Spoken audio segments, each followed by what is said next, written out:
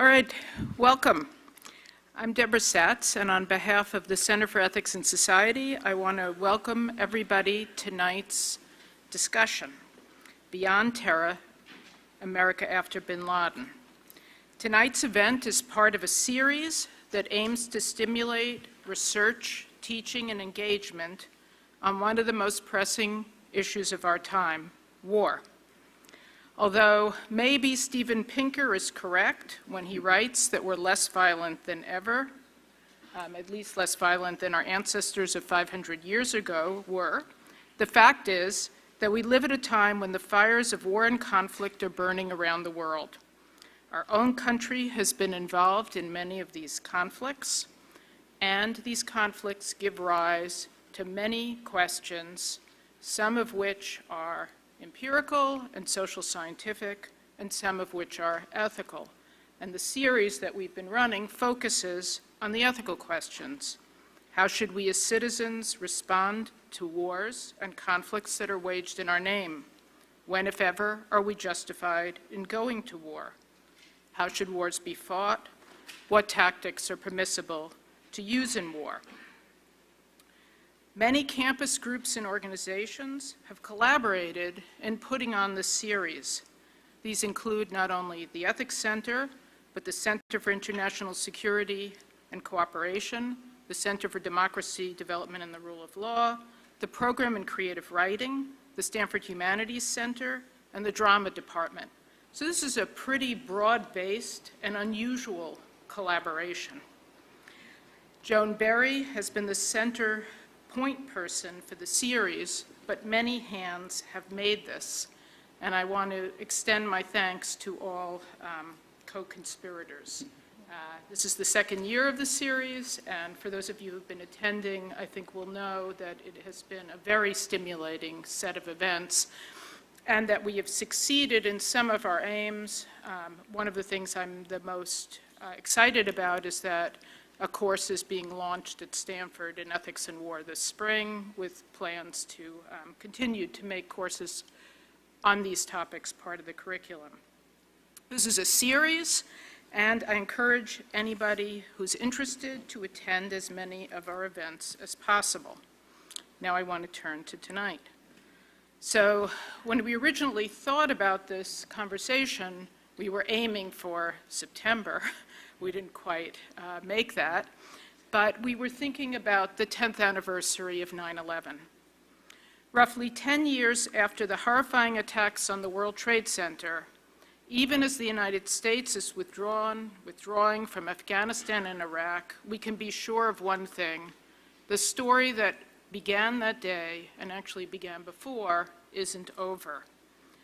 And we thought who better to lead us off on reflecting on this unfolding tale than Lawrence Wright, who wrote what must be viewed as the definitive work on the antecedents of 9/11. His book, The Looming Tower, Al-Qaeda and the Road to 9/11, was published to widespread acclaim, spending 8 weeks on the New York Times bestseller list and being translated into 25 languages. Just out of curiosity, how many people in the audience have read the book?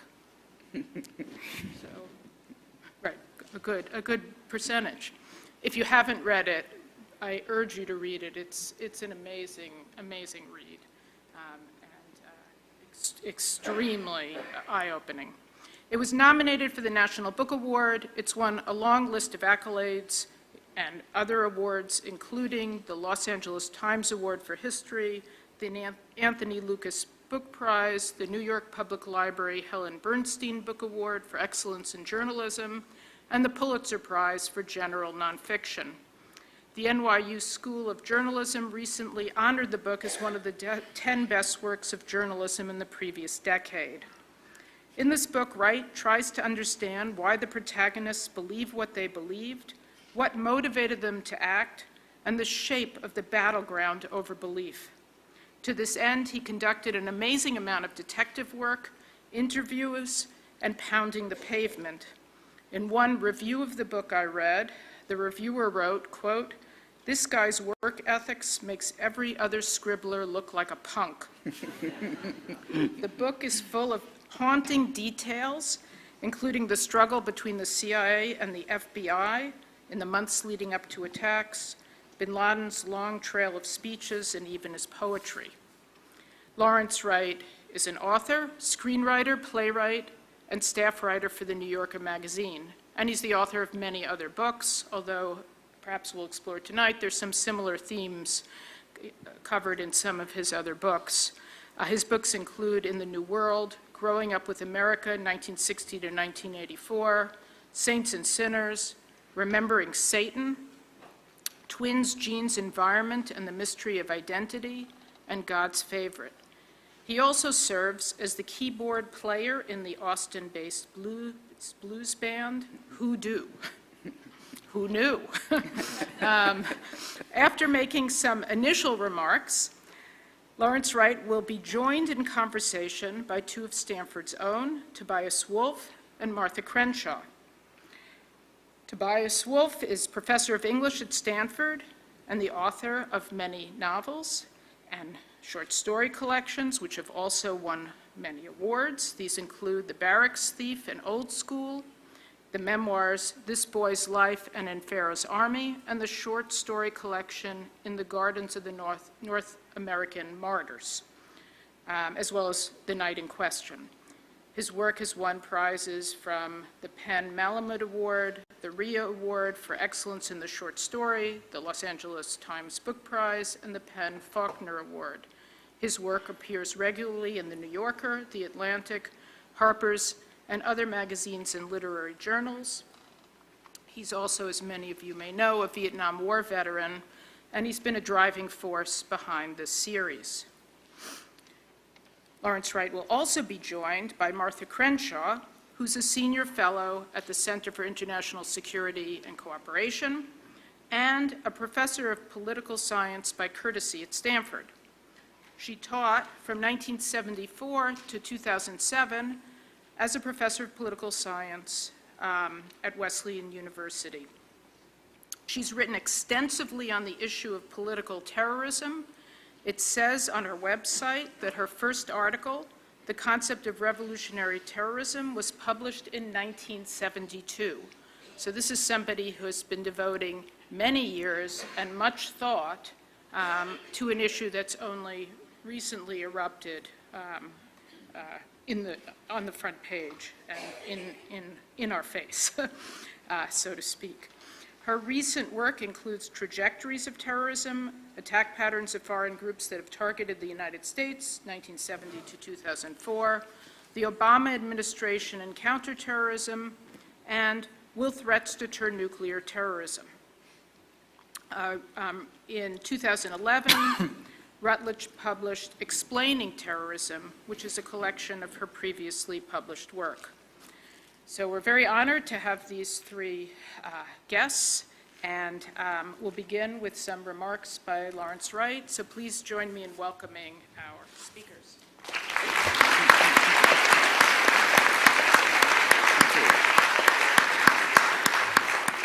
Well, thank you all for coming and for having me here. I'm so honored by the invitation and flattered by the number of hands that went up when she asked how many had read the book. I'm really happy about that.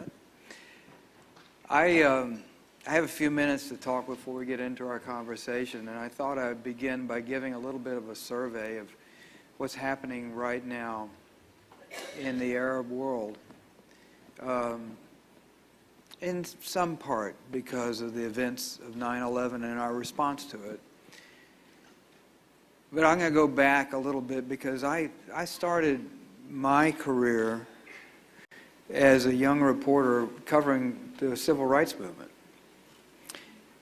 Probably the most important social movement in our country's history, and defines so much of the country that we are today. And there's a plaque in Montgomery to the martyrs of the civil rights movement. And on that plaque, there are 40 names. And some of those names you probably know: Martin Luther King, Emmett Till, Medgar Evers. Those are the people that have highways or schools named after them, but most of them you don't know. They're people that died along the way, and there's this great social movement that was so transformative of our country. And I bring that up because in the Arab world today, there's this immense nonviolent revolution going on. When I was in Egypt last, it was just before the presidential election, and in the cascade of events that happened subsequently, I think that presidential election was very informative to a lot of people, especially in Egypt. And I was talking in my old school, I went to the American University of Cairo. I taught there for 2 years. And I was speaking to a group of students. And when I taught there in 69 to 71, Egypt was about on the same level. It was a developing country like South Korea, India, China, Singapore, Brazil. All of those countries ignited, but Egypt and most of the Arab world stayed behind. And this young woman in a hijab stood up and asked, "What happened to us?" And I thought to myself, how do I answer that question? And it occurred to me, I reflected on my father, who was a kid in the Dust Bowl in Kansas, and then went off to World War II, and we call that the greatest generation. But it was a generation that changed America at that time. And now there are generations like that in India and in Korea and other places like that, where they're transforming their countries. And I said, I think it takes a generation, a generational commitment. And it didn't occur to me when I was talking to these kids that they were the generation. Because 2 years later, they were out in Tahrir Square, which was just outside the door, making that change. In the 17 days of the Egyptian Revolution, 840 people died. 800 more than died in our Civil Rights Revolution. If you look at Syria, more than 6,000 people to this point have died. And they're not facing fire hoses and police batons. They're walking into the face of helicopter gunships and tanks. The sacrifice that's going on is unbelievable, and I think unappreciated. There's reporters, when you're in a foreign country, you often hire what's called a fixer, and I happen to have one of my fixers here tonight who was my fixer in Bolivia. And she helped me pick out this jacket, which was made for me by the tailor to the president of Bolivia. I'm very fond of this jacket. When I was in Syria, my fixer was a hot-headed, very attractive young woman that I'll call Noor. And I'm going to tell you a story because I'm a storyteller, but this, I think, will help you understand the situation in Syria in particular, but to some extent, it speaks about the situation of people who've lived in tyrannical countries all over the world. I decided when I was asked by the New Yorker to write an article about Syria, I thought, I would love to do that. I'd never been, but how do you write about Syria? It was such an intriguing country because it's set in one of the most garrulous regions in the whole world. If you've spent any time in the Middle East, in Israel and Egypt, it's paradise for reporters. Syria is so quiet. You don't hear anything. You just never heard anything from Syria. So how do you crack into the psychology of that country? It occurred to me that so much of the world knows America through its movies. So I thought I would go to Syria and I'd look look at their movies and I would talk to their filmmakers, and in a way I could understand something about the psychology of the Syrian culture.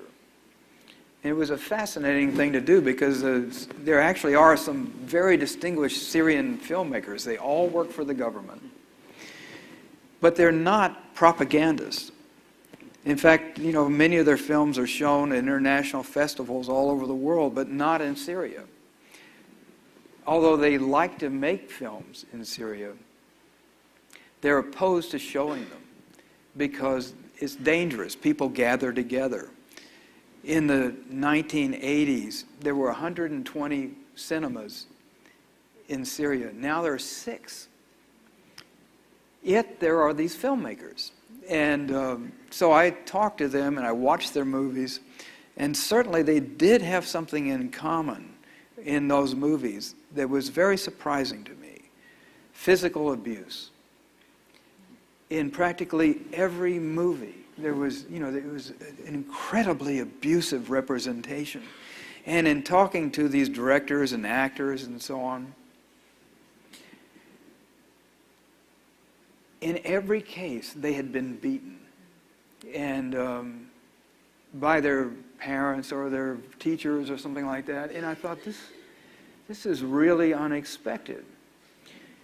One day, I went with Noor, my fixer, to a cafe called the Wright Cafe. It's kind of an artist and intellectual hangout in Damascus.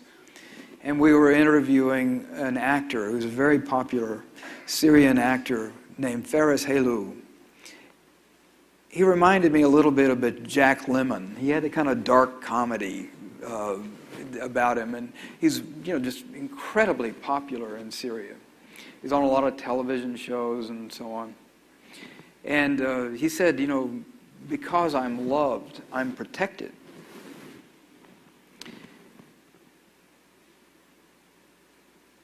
While we were talking, this fan appeared. And he was a big, broad-shouldered young man, and he came over to Faris and he said, "I love you. I just think you're the greatest, And he sat down for a moment and he said, "I just want to exchange mobile telephone numbers with you." And to my surprise, Faris gave him his number, and then, he disappeared. And then he came back again. And I said, "Well, what's your name?" And he said, "Well, my friends call me Stalin because I like to kill." And then he asked Faris, he said, "I have another phone. And actually it's connected, I'm very close to the government. And I can help you. And so, I want your phone number for this, And it began to get really creepy and really scary. And at one point, he put his hand on, he asked Faris if he was a member of the Ba'ath Party, and he said no. And he said, "You cannot not be a member. I will pay your dues for you." And so he came back a 4th time with another phone. Weirdness. It was, but he said, he put his hand around Faris's shoulder and he says, "I feel like beating someone. May I beat you?" And I said, "Let's get out of here." But all this time, Noor was mouthing off to this guy. And I was afraid for her. And finally, I found out her story. Both of her parents had been political prisoners. Her mother for 2 years, her father for 13 years.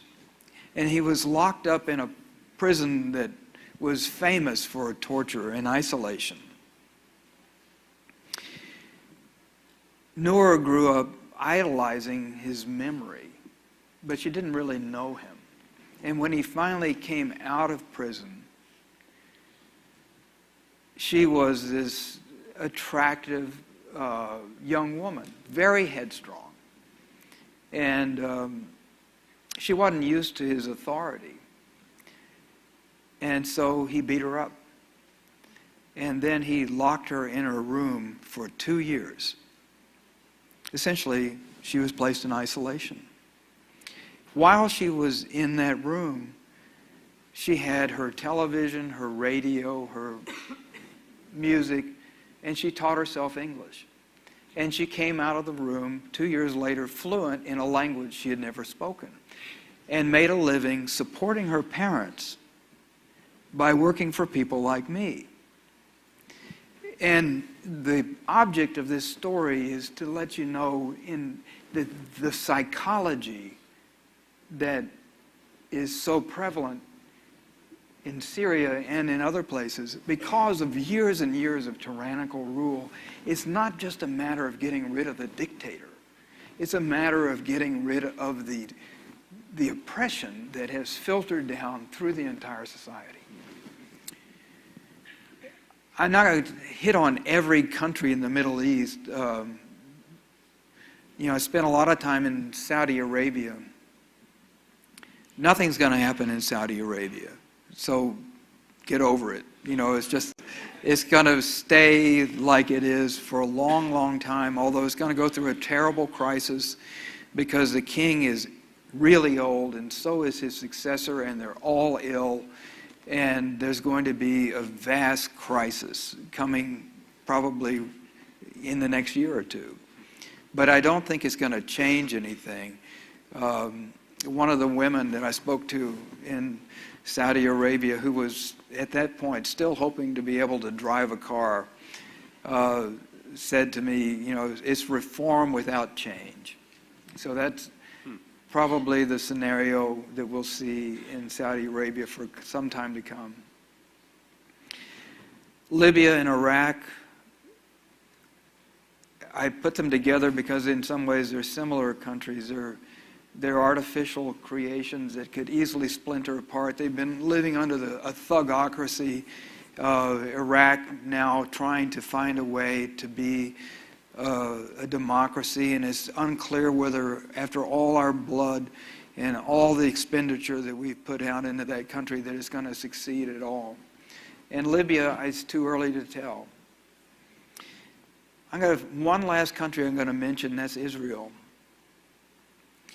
These changes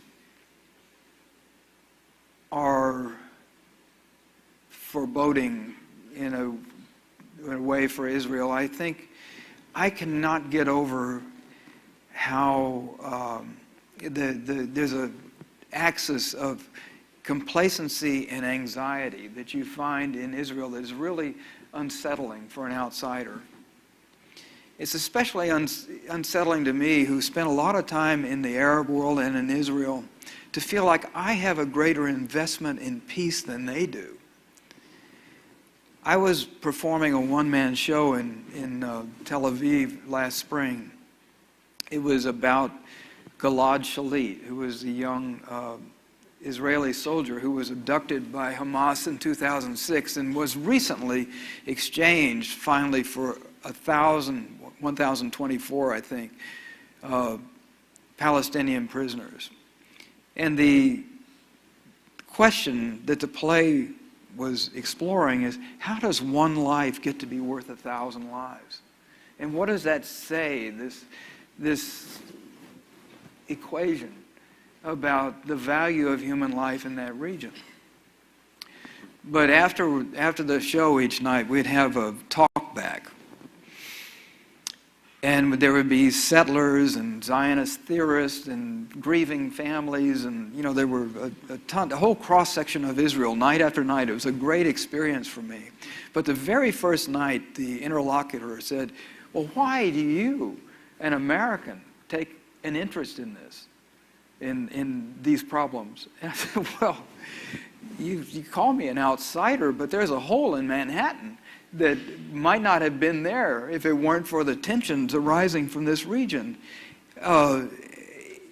We've just spent $1 trillion in Iraq, put 100,000 troops in there, and we've got 100,000 troops in Afghanistan, and we're about to spend another $1 trillion there at a time when that seems like real money, in part because of the inflammation that arises from the dispute that goes on in this region. I'm 64 years old. I'm the same age as Israel. I was born in the segregated South. We all were, as a matter of fact. Now we have a black man who's president of the United States. We have seen in our lifetime the Soviet Union dissolve. We've seen apartheid in South Africa go away. Now we're watching the tyrants in the Arab world being rolled aside one by one. But this conflict goes on and on as if it's blessed to be eternal. It's not. All political conflicts can be resolved politically. This problem has gone on because there's no political will on either side to come to the compromises that are needed to be made in order to resolve it. But it's headed towards, I think, a very perilous conclusion. And I sometimes think that the people in the region don't realize exactly how dangerous it is. It's going to get more so. And so I think that, I'm going to wrap up now. I think Al-Qaeda has come to a period of, where its influence is diminishing. But many of the factors that caused it to arise are still present and will continue to be a factor in our world. So I'm going to turn it over to you guys at this point. Well, if I could just pick up on this last comment, I'm curious, what are those factors then? How would you describe those things that made Al-Qaeda possible and that continue to irritate these peoples with each other? There's no one thing, Toby. It's like, my analogy is despair in a generalized way. And there are many contributors: unemployment, lack of education, gender apartheid, also the sense of being marginalized in the world, the absence of progress that, this is and also such a young world in the Middle East, and they have so little to look forward to in terms of the economy. I mean, if you take all of the 22 countries that make up the Arab world, and take oil out of those 22 economies, their gross national product, there are 300 million Arabs, about the same number as there are Americans. You take oil out of them, the industrial output is less than that of the country of Finland. 5 million people in Finland produce for export as much as the entire Arab world.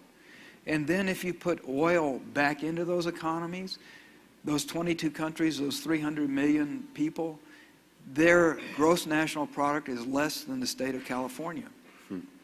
So, we're talking about economies that offer these young people very few alternatives and very little to look forward to. And it's striking how many, you'll get in a cab, and the guy's driving a cab is a PhD, but he's fortunate to have a job. Well, if I could draw you out a little bit more about the consequences of the Arab Spring for Islamism, and particularly what happens in Egypt, because I think that's an important key. If things don't go well with the Arab Spring economically or politically, will this lead to a revival of the same sorts of forces that led to Al-Qaeda? Perhaps not Al-Qaeda as we knew it then, but another form of Islamism. I noted, for example, that the Egyptian group, Al-Jamaa al-Islamiyya, has been asked to join forces with the Muslim Brotherhood in Egypt. And I wonder how you would think about those developments. Jamaa al-Islamiyya was the most violent of all the groups, and they killed more than 1,000 Egyptians in the 1990s. And then most of them got rounded up and put in prison. And they had a chance to talk over what they had accomplished, which was nothing. They had done nothing but kill people. And they had made no changes except make the country more repressive than it already was, and they realized that. And I talked to one of the leaders 4 years ago, and he's an old grandfather who has dyed his hair blonde. And I don't know why I'm so struck by that, but he had this long, blonde, wavy hair. And but he was very moving on the fact that they had been so fruitless in their efforts. And while we were talking, he had the television on, and Dream TV, which is one of the stations that broadcasts old Egyptian movies, black and white movies. And it's funny because those old movies are constantly running in Egypt as a commentary. They're seen as political because there was an Egypt in the past that was open and tolerant. When I was teaching in 1969 to 71, you almost never saw a woman covered. Even at, not just at the American University, you could go to Cairo University. You can go look at the class list, and there are women and men standing there just like this. You know, there was very, very, you know, the whole Islamist trend was very moderated, just not that present. But decades of tyranny, I think, created this impression that the only thing that can resist it is Islam. That's the only force strong enough. And so many people turned to Islam because all the other parties were vitiated and had no guts, or else were, you know, rounded up and put in prison. That's where the core of the Muslim Brothers comes from. And they've got the credibility that they've been in prison. And yet for years and years, their only political agenda was cover the women. And they've succeeded in that. You know, the women are covered now. But it doesn't get you a job. It doesn't, you know, when I think about the political situation in Egypt, I think about crossing the street. It's one of the most dangerous things imaginable. And I had a servant, a froggy, as they were called. When I was a young man, when I went to teach at Egypt, they assign you a servant to cook for you and clean for you. And I love this man, Shafi. He was so great, and we had such a wonderful relationship. He lost 2 children crossing the street at different times. There are no traffic lights. When I would cross the street, I would try to find a woman with children and get in the lee of them, you know. So I figured that the drivers would take a little pity on them, and I would just be kind of dragging along behind them. But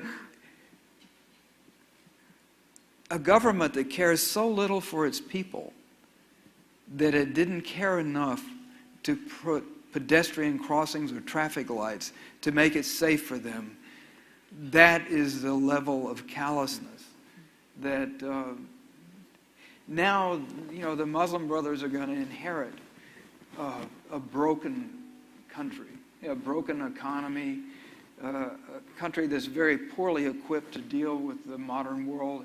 And on top of that, their own ideology is at war with a lot of the kinds of changes that would make Egypt fit better into the world. So they're going to have a real challenge.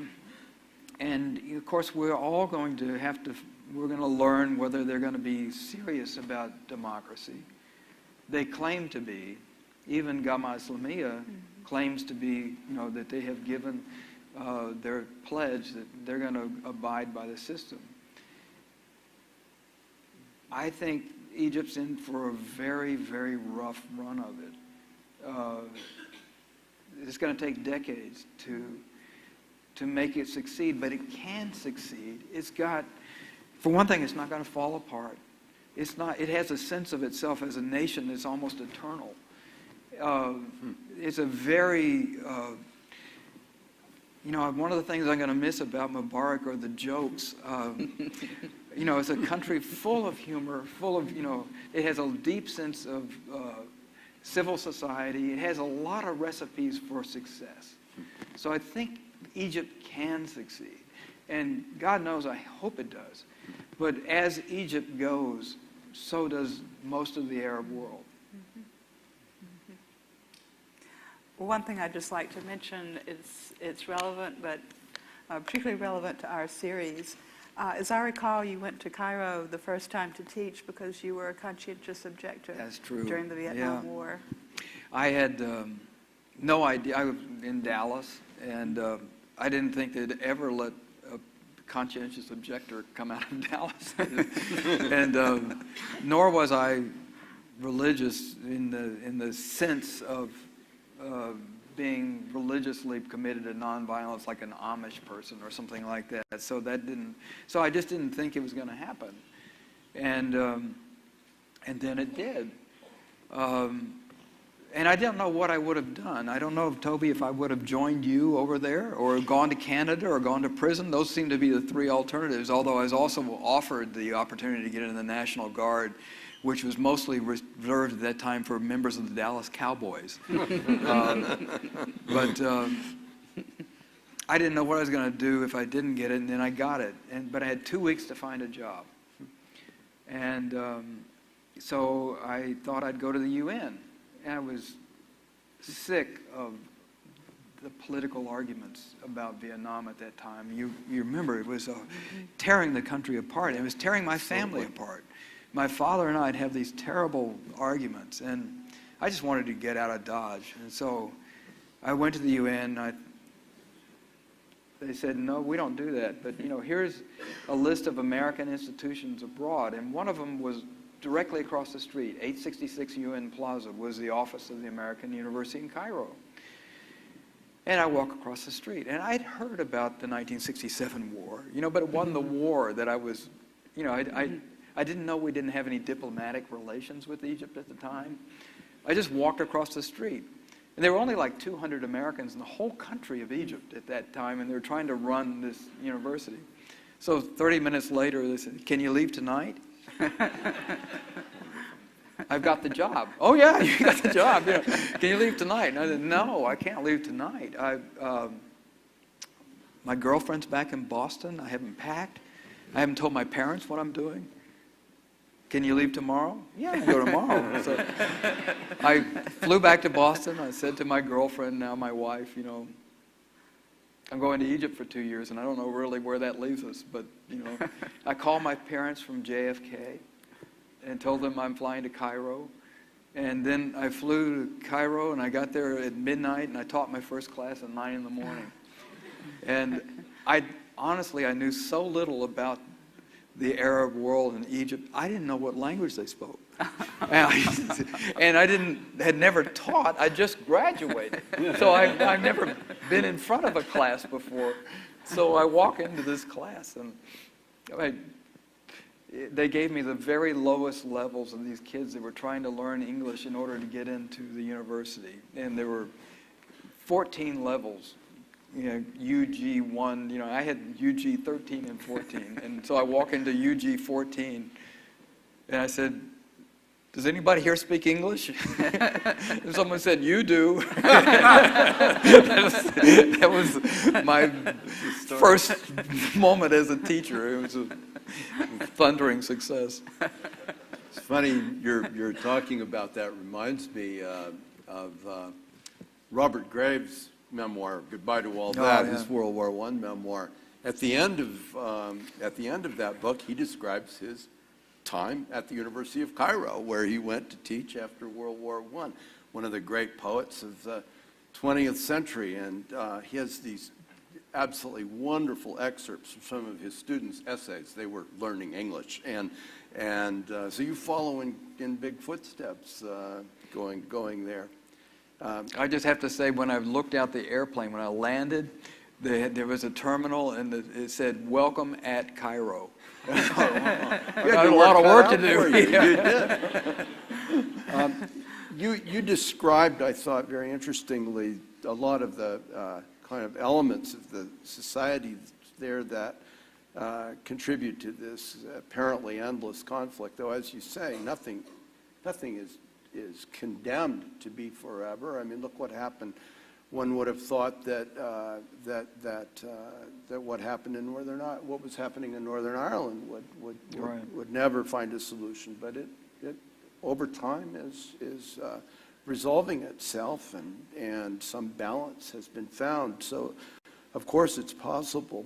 One of the things that seemed to me to perpetuate these things, quite aside from the economic conditions that you describe and the kind of hopelessness of the young, has to do with absolutist ideologies, absolutist theologies that do not allow for even the possibility that another view might be right, and that in fact condemn those of other faiths or other beliefs, other ideologies as in some way demonic, less than human, and I see that kind of interest in your work, not just in the Looming Tower, but also in, say, your book about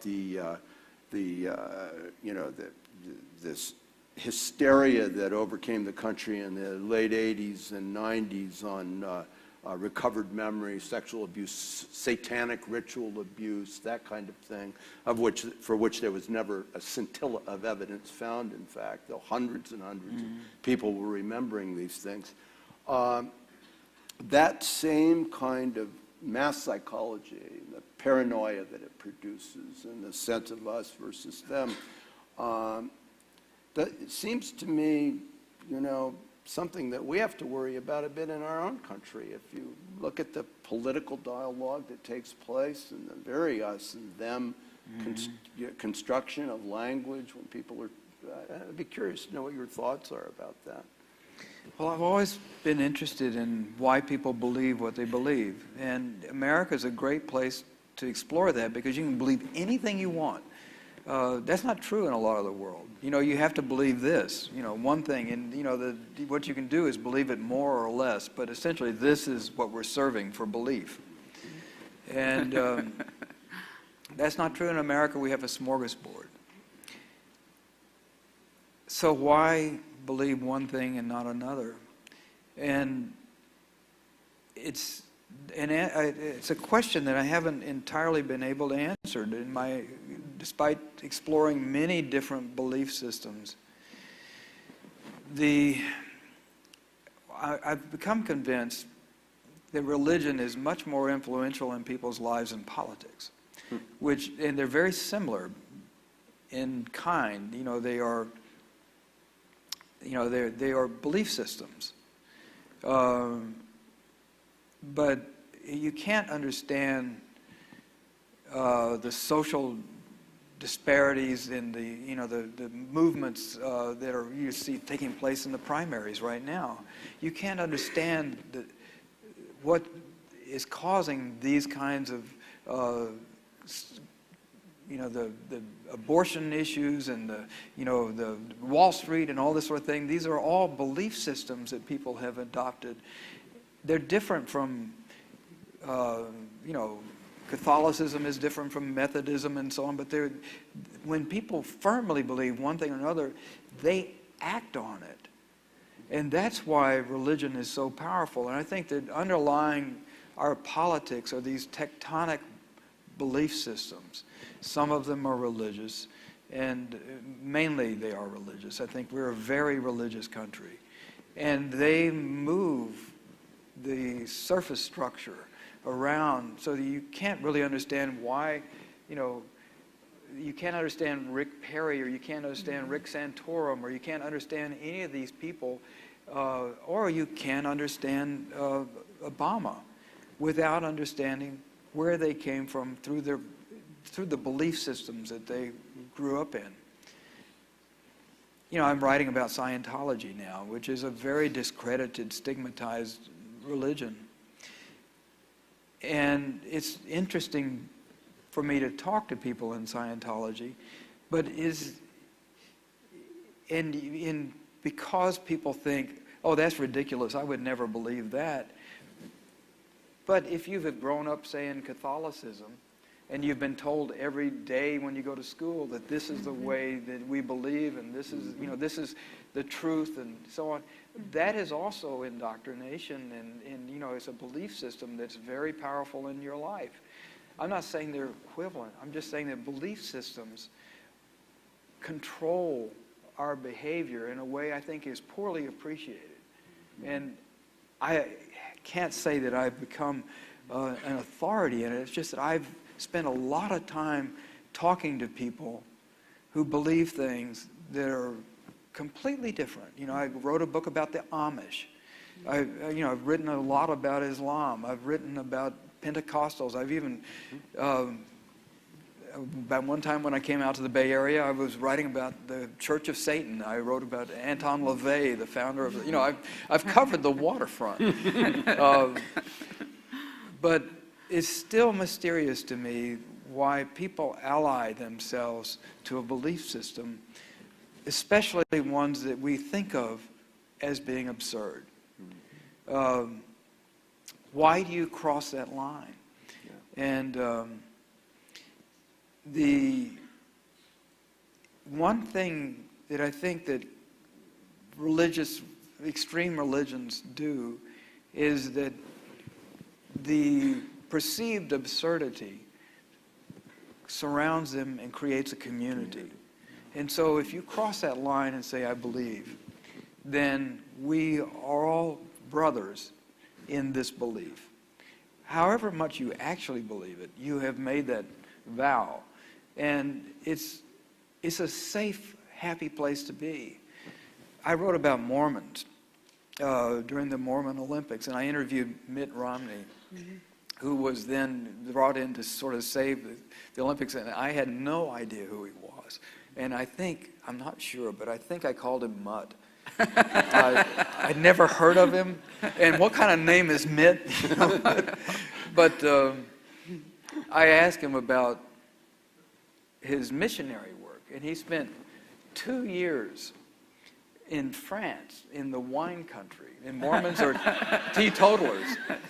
And he said, and it was not, he said, I didn't convert a single person. He said, have I got a religion for you? But if you take young people, send them out door to door for 2 years saying, knock, knock, this is what I believe. They may not convert anybody, as Mutt Romney did not, but it's very hard to walk back and leave that community because you've been very firmly bonded into it.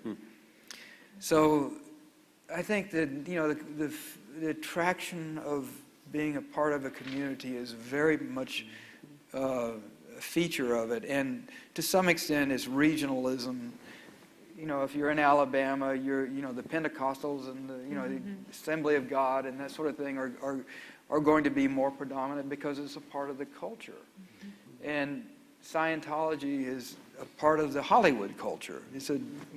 There are regionalisms that are expressed to some extent. Well, thinking of the parallel with Islamism and Al-Qaeda, I was thinking that particularly in the Looming Tower, you put a lot of stress on the personalities not only of Bin Laden but also Zawahiri. Yeah. So I'm thinking of the effect of the death of Bin Laden, and surely that charismatic leadership figure was part of the bond that kept people in Al-Qaeda as a particular variant of Islamism. And it seems to me that probably Zawahiri, whom you've written about extensively, does not have that same charismatic authority that Bin Laden had, in part because of Bin Laden's religious piety as a leader of Al-Qaeda. So what do you think now that Bin Laden is gone and Zawahiri has taken over Al-Qaeda? What remains of Al-Qaeda? Zawahiri has a real problem. He had his own terrorist group in Egypt, and he ran it into the ground. He was a terrible leader. He's anti-charismatic. He's got dandruff of charisma. He's a propagandist, and he's not a leader of men. Al-Qaeda is desperately searching for a leader. I thought Anwar al-Awlaki would have been the natural successor because he had that he had a charismatic presence, he spoke English, and he had religious authority. I thought he was a formidable successor, and fortunately he's off the scene too. So right now one can look at Al-Qaeda as a kind of religious cult. There is that element to it, and every movement like that has a successor problem. You have the charismatic individual that people rally around, and then you have to, when that person is off the scene, if it's going to survive, you have to have someone who can carry it forward. I don't know that Zawahiri can pull that off. And actually, I don't see anybody right now on the horizon who seems like a logical successor to him. My concerns about terrorism are really more in other groups. In Lashkar-e-Taiba, I think, is a group that I'm very worried about. It's a Pakistani group. And when I talked to one of my sources, Ali Safan, who is an Arab-American FBI agent, who was very, he at the time one of 6 Arabic-speaking agents in the FBI in 9/11. Now there are 9, so we're all right. But he said that after Battle of Tora Bora in Afghanistan in the end of 2001, and Al-Qaeda fled into Pakistan, every one of those people was picked up by Lashkar-e-Taiba and taken to a safe house. Lashkar was behind the Mumbai killings, and they were explicitly told to kill Americans. I think it's a real, and there it has in the Pakistani community worldwide, but especially in England and the U.S., there are deep roots to Lashkar, and so I'm very concerned about that. It's essentially a nationalist group, but it has affiliations with Al-Qaeda, and I think Al-Qaeda itself is the central Al-Qaeda is very much weakened by the death of Bin Laden, and the affiliates that were around the world that had joined Al-Qaeda basically were nationalist groups. And their concerns even now are nationalist in nature. And I think what's happened, they're having an identity crisis now that the tyrannies in their own countries are beginning to dissolve. And America hasn't done anything to stop it. Their perspective about how the world really works is being challenged. And I don't think that they have a purpose in the world at this point. So it's not to say that I think his terrorism is going to disappear.